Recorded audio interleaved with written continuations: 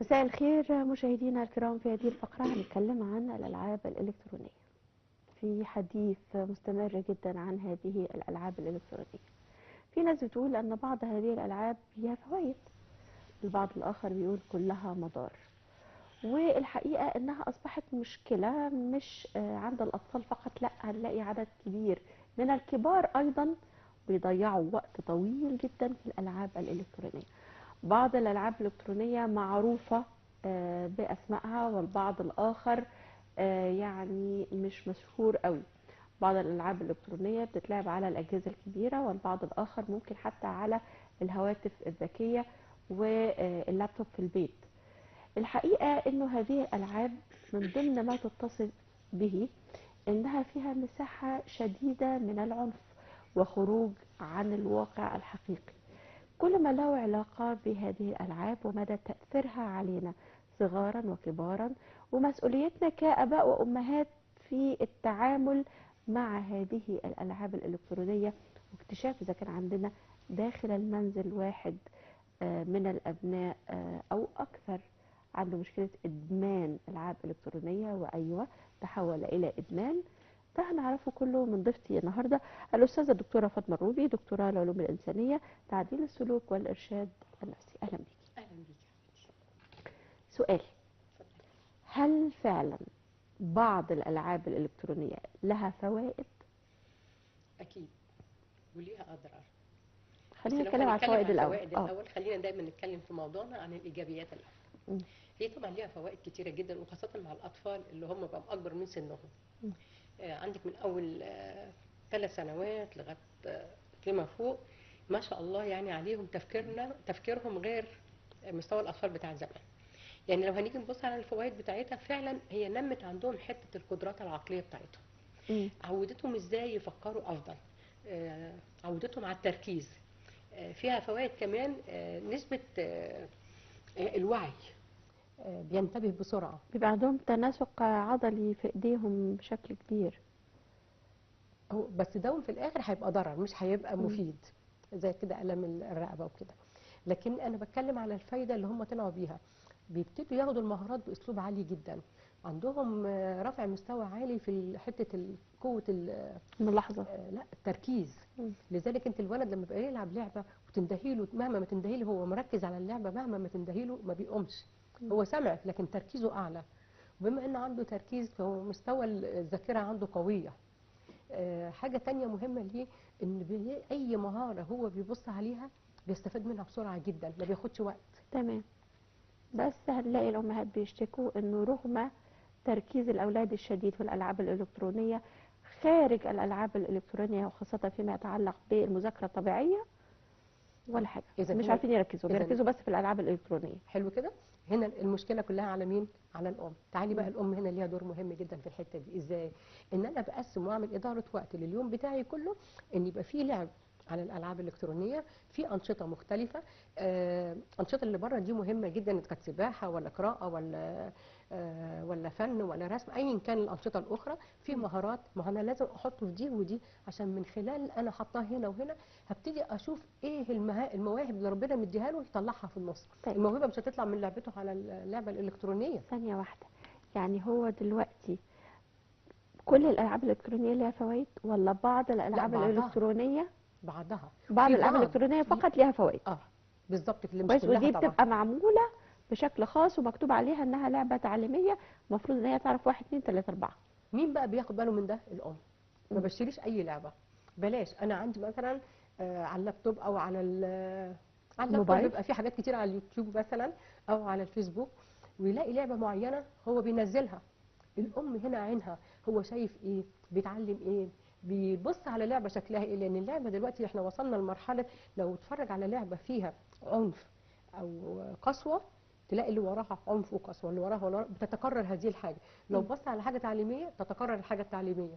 م. زي اليوتيوب، لو اتفرجتي على حاجات مثلا فيها حاجات انسانيات م. يطلع لك كله انسانيات، في حاجات فيها عنف تلاقي كله عنف. ودي خطر جدا ان هو يقعد لوحده. انا ما بقولش تراقبه، تمام، تتابعه. بس تبقى عارفة هو بيلعب إيه بالظبط. تتابعه ويبقى في بينهم صداقه. لما م. تيجي تتفرج ما يقلبش ويخبي الحاجه.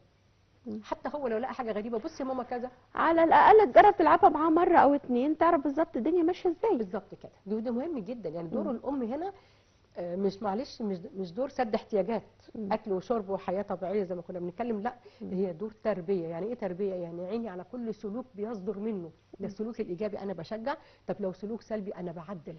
طيب هنرجع تاني للجزئيه اللي سالتها لحضرتك الاول، الخاصه بانه بعض الالعاب تساعد على زياده التركيز.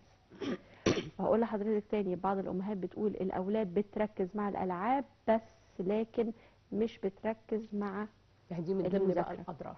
فهل ده معناه انه اللعبه دي مش مفيده للطفل زي ما هما كاتبين على العلبه من بره، ولا انه الطفل رغم انها مفيده هو تعرض لها بشكل اكثر مما ينبغي، فزي ما بيقولوا كده اللي بيزيد عن حده بيقلب لضده؟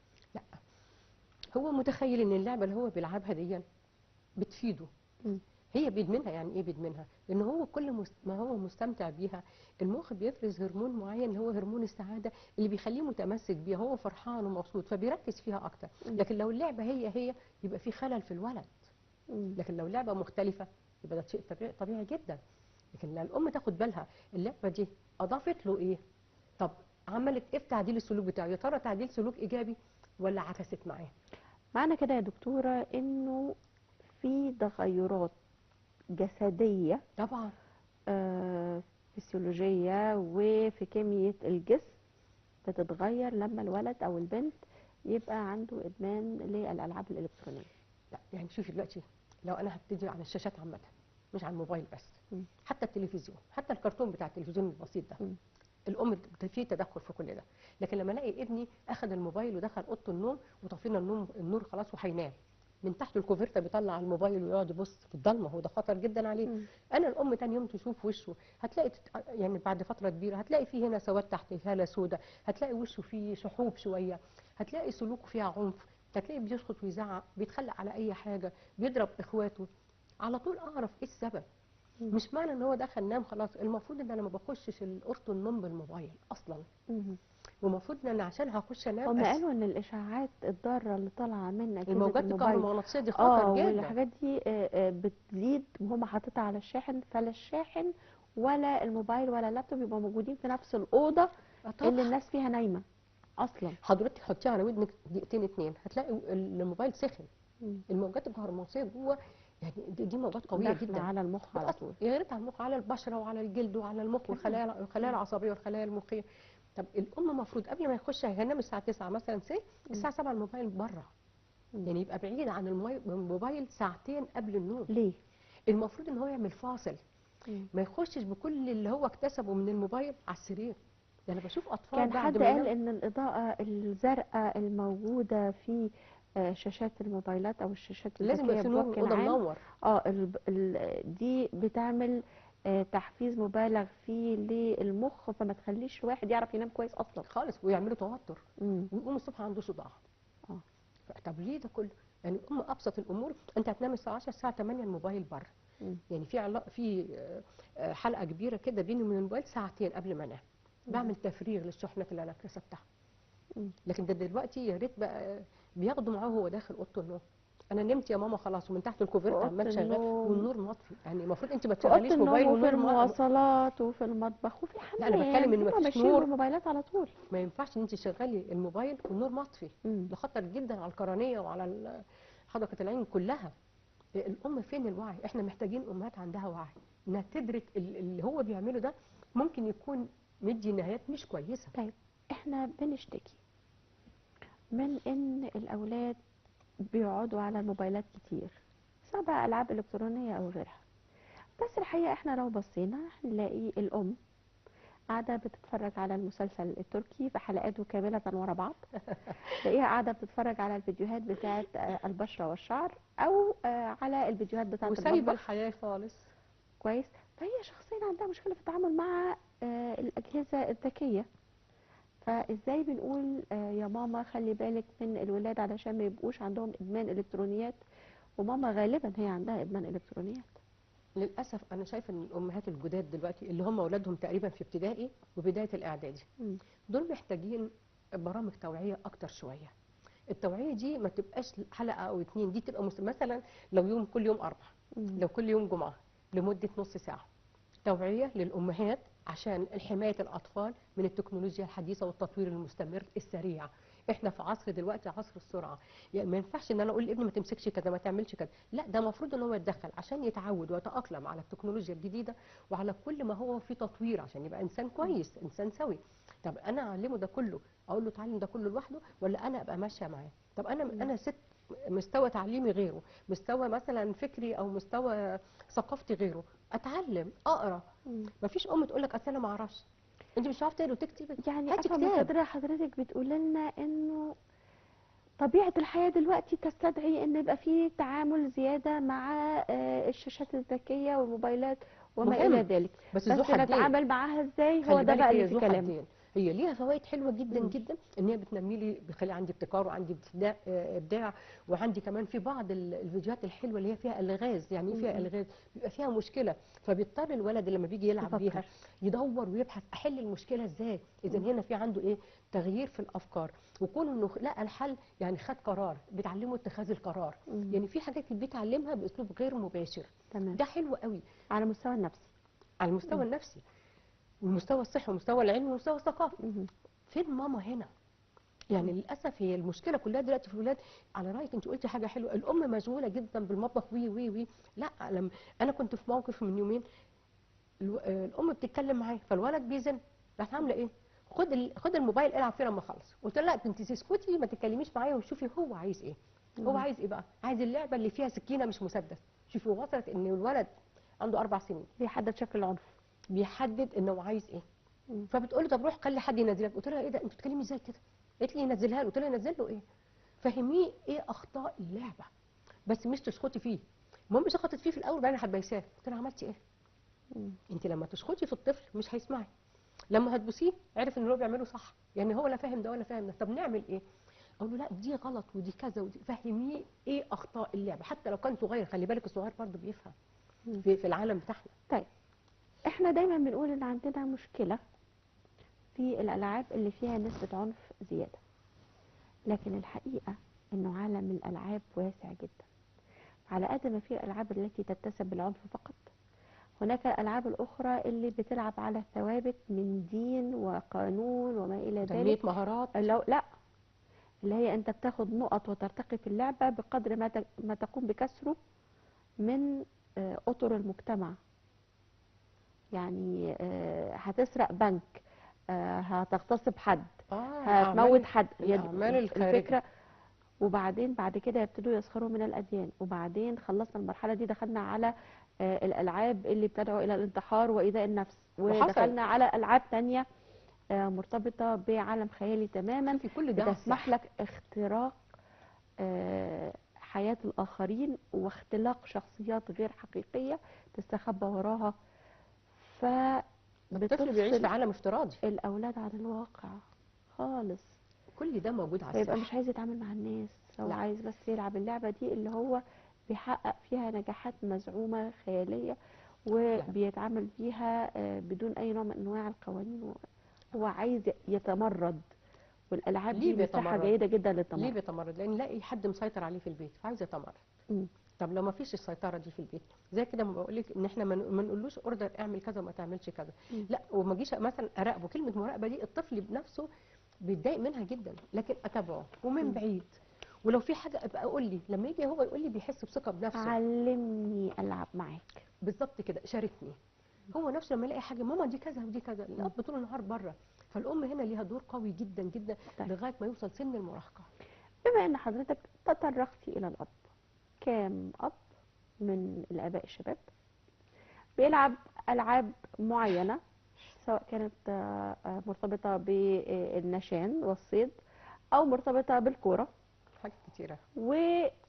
والأولاد بيبقى الكواليتي تايم أو الوقت المستقطع الإيجابي بالنسبة لهم اللي بيقدروا يقعدوا فيه مع الأب هو الوقت اللي بيلعبوا فيه هذه الألعاب. فيبقى الولد حتى لو باباه مش موجود معاه هو بيلعب هذه الألعاب علشان يحسن مستواه فيها، علشان لما يلعب يلعب مع مع باباه باباه يبقى فيه منافسة. ينتصر عليه. طيب اذا هو كده بيلعب هذه الألعاب على فكرة. طالما الاب وصل لمرحله ان هو فعلا بيلعب دي الالعاب اللي انت بتقولي عليها دلوقتي، وان الطفل بيحاول يلعبها ويبقى قوي فيها عشان يغلب باباه، هنا باباه يساوي صفر. ليه؟ ليه يساوي صفر؟ الاب مش موجود عشان سد احتياجات اللعبه وكذا وكذا وكذا، لا، ده انا قاعد بربيه. يعني انا وانا بلعب اللعبه دي اقول له شفت انا استفدت ايه من اللعبه دي؟ شفت اللعبه دي طلعت بضرر شكله ايه؟ شفت هي اذتنا بايه؟ يوريه الصح من الغلط من خلال اللعب لو انت عايز تلعب. لكن مش يقعد يلعب عشان يغلبه، عشان ابنه لما يلعب مع حد يغلبه. الحياه مش كده. انا بعلمه، لان التربيه الحقيقيه هي من داخل البيت، التربيه الحقيقيه من خلال الاسره، الاسره اللي هي ام واب. لو الاب بيجي عشان يلعب جزء لعب وهو بيلعب، من خلال اللعب يعلمه الصح والغلط. شفت اللعبه دي علمتني ايه؟ شفت اللعبه دي الضرر بتاعها ايه؟ وممكن المره الجايه يقول طب اللعبه اللي جايه انت اللي هتقول لي بقى ايه العيوب بتاعتها وايه الفوائد بتاعتها.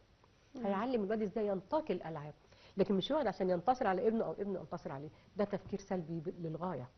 طيب يقول لك تسليه، واحنا شباب والرجاله بتتسلى كده. التسليه دي لما يقزز لب مش يلعب لعبه ممكن تودي ابنه مرحله مش كويسه، هو يرجع تاني هيندم عليها. طيب احنا قلنا او حضرتك قلت لنا الحقيقه انه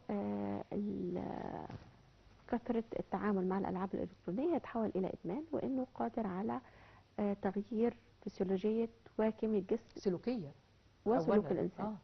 ده بيقودنا لسؤال منطقي جدا: ازاي او امتى نشك ان الولد او البنت، علشان في بنات بتلعب كل هذه الالعاب برضو والعاب مختلفه، تأثر على النفسيه جدا. امتى نشوف ان هذه الطفله او هذا الطفل عندهم مشكله في الادمان، واحنا بحاجه ان احنا نلاقي لهم حل؟ ايه اهم الحاجات اللي تخلي الاب والام لا في حاجه مش مظبوطه؟ لما ابتدي اتابعه من بعيد كده واشوف ان هو ماسك في اللعبه فعلا بنسبه عاليه جدا. يعني ممكن لو اليوم بتاعه 8 ساعات هو قاعد على 7 ساعات، الاقيه مثلا اتابعه اشوفه هو بيقلل قد ايه، يا ترى بيقلل من اللعب ولا هي نفس النسبه. والكلام ده ما اقدرش احكم عليه شهرين 3 4، ما بين 9 شهور لسنه. في خلال السنه دي انا اقدر احكم ان ده مدمن العاب الكترونيه. في الحاله دي بقى انا ما ينفعش اوديه سايكولوجي، لازم اوديه اخصائي طب نفسي، لانه ممكن جدا يبقى فعلا وصل لمرحله محتاج ادويه، ودي ما حدش يسمح بيها الا الطبيب النفسي. ادويه؟ اللي هي لانه وصل يعني لمرحله، احنا خرجنا من مرحله انه دي مشكله ليه بقى؟ سلوكيه لانه وصل ما عندوش ودخلنا سلوك سوي، آه. عنده اكتئاب، دايما قلقان، دايما عنده توتر، دايما عنده صداع، بيهيج لاي سبب حتى لو تافه. التفاعل الاجتماعي الخارجي كل بره، الاعراض الانسحابيه بتاعه ادمان اي حاجه، لدرجه انه يوصل للاكتئاب. بس في الحاله دي لازم اخصائي طب نفسي، لان محتاج يا اما هيدي مضاد اكتئاب يا اما هيدي مضاد للتوتر والقلق. احنا وصلنا لايه؟ لان من ده البدايه طبعا مع سيبنا العلاج، الحبل. مع العلاج التاني السلوكي. السيكولوجي. السلوك والمعرفي المعرفي ده علشان مهم في ايه بقى؟ السلوك المعرفي عشان ده الولاد مهم في ايه؟ بتتعامل ان طبعا. انا في السلوك المعرفي ان انا بحدد ايه الافكار اللي موجوده عنده. ومجرد ان انا احط ايدي على الافكار السلبيه بتاعته بعرف اعمل لها تعديل جديد لافكار جديده، ونبتدي نمشي عليها كبرنامج. يعني احنا دلوقتي في هذه حاله، بحاله وجود طفل مدمن على الالكترونيات، تمام. احنا بحاجه لتعديل المشكله النفسيه التي جعلته الاول اهديه نفسيا مرتبطا بالطب النفسي، وبعد كده اعمله تعديل جعلته سلوك. مرتبطا بالاجهزه دي، وبعدين نعالج كمان الحاجات الغلط اللي هو لقطها من هذه الالعاب، الحاجات الفكريه الغلط اللي هو اخذها من حاجات ماسونيه وسحر وشعوذه وقرف وعنف الحاجات دي وكل بتوصل الكلام ده. للعيال ازاي؟ ان الام والاب بعيد، ما بتوصلش لاي حد على فكره. في اسر كتيره قوي كل الحاجات دي موجوده ومتاحه، بس في اولاد الى حد كبير، وعلى فكره منهم كتير قوي اسوياء. ماما انا شفت كذا على الموبايل، انا شفت كذا على اللاب، انا شفت كذا مع صاحبي. تقول لي يا نهار ابيض، ما تقولوش بقى ازاي وسيبه ما تكلمهوش، لا لا، راح له برافو عليك انك كده قلت لي. طب انت شايف ايه الصح وايه الغلط؟ لا طب وريني بقى الحاجه لا دي. تقول له هقول انا شفت كذا وكذا، تقول له على فكره ده ممكن يكون صح ممكن يكون غلط، انت رايك ايه؟ دايما خدي الراي الولد، يحس ان هو عنده ثقه بنفسه. لما يبقى عنده ثقه بنفسه يحكي لك كل اللي عنده.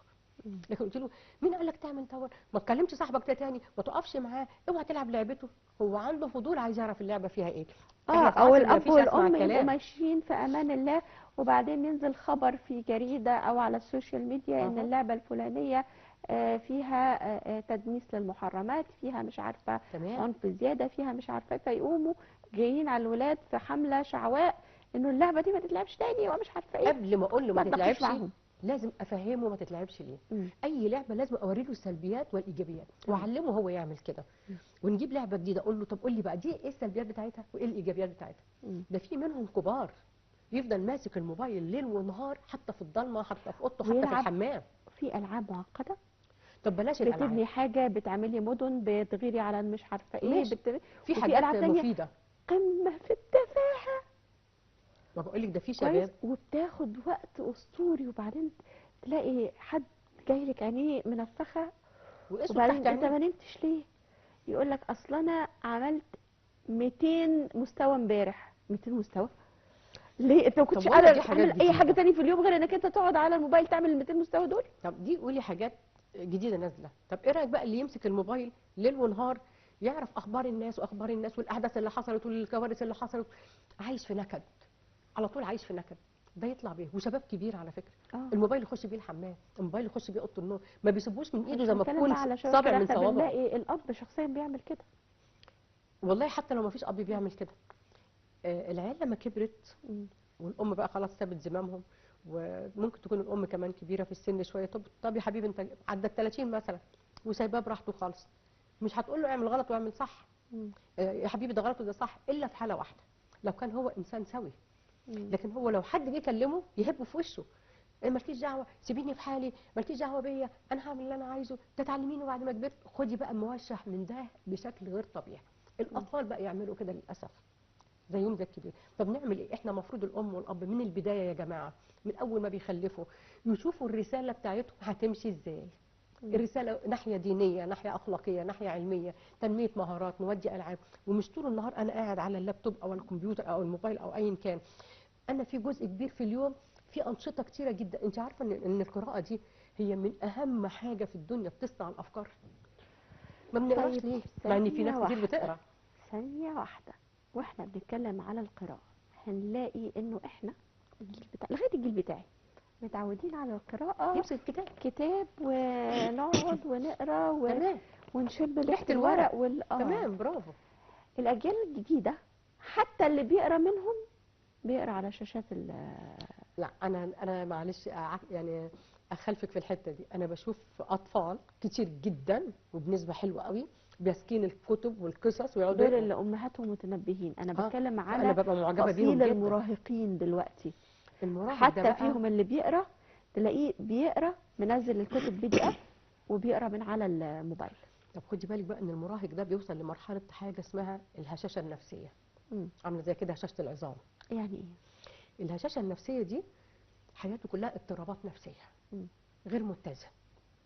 ده عايز في الزمن بتاعنا فيها كل الصفات الحلوه، العنف والجد والضحك والمرونه وكل الحاجات دي. وطبعا انت هتقولي لي دي نادره، لا، الام اللي عايزه تبقى صح. شبه كالي اللي عند الهنود، عندها 8 ايدين.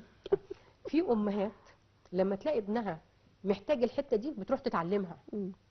مثلا لو حد اتكلم، يعني انا اعرف ناس ابنها يقول لها ايه، لا هي قالت لي كذا وكذا بالقران، راحت اتعلمت القران عشان تكلم ابنها بالقران. مم. فلان عنده اكتئاب نفسي، راحت اتعلمت علم نفس عشان تعلم ابنها. بتحاول تبقى قريبه من ابنها عن طريق ان هي تتعلم عشان تعرف تتفاهم معاه، ما يحسسهاش ان انت جاهله، انا اللي فاهم.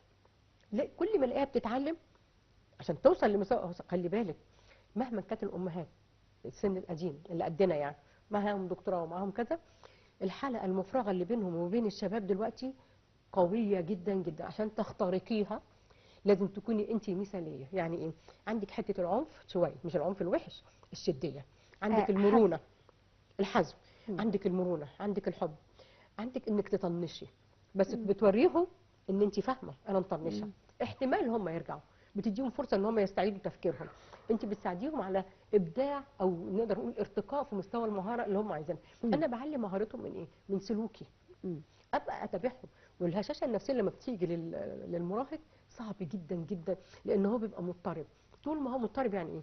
حياته كلها قلق، توتر، زعلان، ينام بالليل بيفكر في حاجات مش كويسه، وهو مصدع. ده ممكن وهو نايم بالليل يزن يئن من مم. كتر الحاجات اللي بيشوفها، لانه بينام على حاجات مش كويسه. فاحنا لازم الام يا جماعه للمره الالف، يعني ده تنبيه لكل الامهات والابهات، ان انا اعمل اداره وقت لليوم بتاعي. احنا هنعمل ومعايا اولادي مش لوحدي، مش هجيب ورقه وقلم اقول لهم طبقوا اللي انا عملته. النهارده هنعمل بالذات في الاجازه دلوقتي، احنا النهارده يا جماعه هنروح النادي مثلا، او هنروح تمرين، او هنروح عند النينه، او هنعمل اي حاجه. مين يقول لي اول حاجه نعملها ايه النهارده؟ ولادي هيقولوا لي ماما النهارده هنفطر، لا هنقرا قران الاول. طب هنفطر ونعمل كذا، لا هنخلص اوضتنا الاول. عارفه ازاي؟ مم. انت تخلص اوضتك وانت تعمل كذا، وانت تشيل الترابيزه، وانت تشيل الطبق، وانت هتحضر. كل مسؤوليات المنزل تتلف عليهم كلهم. دي مهمه، دي بتعمل لهم تحمل مسؤوليه، اتخاذ قرار، حب. وبتربطهم بالأسرة، حب، لأنه المكان اللي أنت مش بتبذل فيه اي مجهود بالظبط، ملوش قيمه ما بتحسش خالص، بيه، ما بيبقاش غالي عليك. ملوش معنى، مم. ملوش طعم. فاهماني؟ خلصنا كده، طب تحبوا نروح الاول ننام، ولا تحب التمرين الساعه كام، الساعه كذا، نلحق نروح ولا ايه؟ تاخد اراء منهم، مش هي اللي بتقول مم. اراء، هي بترمي الكلام وهم يختاروا، هم يرسوا. عارفه لو هم اختاروا مم. والام قالت حاجه، لا يا ماما احنا هنعمل كذا الاول، مم. يبقى مين اللي قال؟ قرارات هم. منهم. علميهم اتخاذ القرار، علميهم ان اليوم ليه اهميه. من اوحش او من اهم الاسباب الضاره في الحاجات ديت اهدار الوقت. لان الام تفهمهم اهدار الوقت يعني اهدار عمري. مم. ما هو يعني ساعة وساعة بقى يوم، يوم يوم بقى اسبوع، اسبوع اسبوع، ما بقى شهر، سنة عدت من عمري. مم. العمر السنة دي انا ممكن اعمل فيها واحد اتنين تلاتة. انت عارفة المشاركة تنزل لمستوى عقلهم، ما تستخفش بعقلهم، عقلهم بقى زيها دلوقتي. اه يعني الطفل النهارده عنده 6 7 سنين، لازم لما تصيبه نحترمهم. فهمك مم. لازم احترمه. ليه بقى؟ عشان مم. انا ده هحصده بعد كده. لو انا احترمته النهارده هيحترمني لما اكبر. مستويات الوعي اختلفت كتير عند ولادنا. الدكتورة فاطمة الروبي، دكتوراه العلوم الإنسانية، تعديل السلوك والإرشاد النفسي، شكرا جزيلا على وجودك معنا ميرسي. النهاردة. كلام ما يتشبعش منه، لكن إن شاء الله يبقى لنا لقاء. ميرسي خالص، شكرا. مشاهدينا الكرام، واحنا بنتكلم على أولادنا وعلى الألعاب الإلكترونية والوسائل الإلكترونية المختلفة، دي أصبحت جزء من حياتنا. لكن أي جزء من حياتنا لازم يتحدد له وقت معين مناسب علشان نقدر نستمتع بيه ونستفيد منه، وفي نفس الوقت نقدر ان احنا نعمل بقية الحاجات التانية المهمة في حياتنا. ما ينفعش ان احنا ننتقد اولادنا في اللي هم بيعملوه واحنا بنرتكب نفس الاخطاء. في الاخر القاعدة ثابتة علينا وعليهم، وخاصة فيما يتعلق بالالعاب الالكترونية. اولادنا اصبح عندهم بسبب الانفتاح على العالم خبرات ووعي اكبر كتير مننا لما كنا في اعمارهم، واحنا لازم نحترم ده ونتعامل معهم على هذا الاساس عشان نقدر فعلا نقيم علاقة صحية مع اولادنا تحميهم بقى من الادمانات والمشاكل ومن الغزو الثقافي والغزو الفكري والحاجات الكتيرة جدا اللي احنا بنسمع عنها. اللهم احفظنا واحفظ اولادنا. شكرا لكم، والى اللقاء في حلقة اخرى.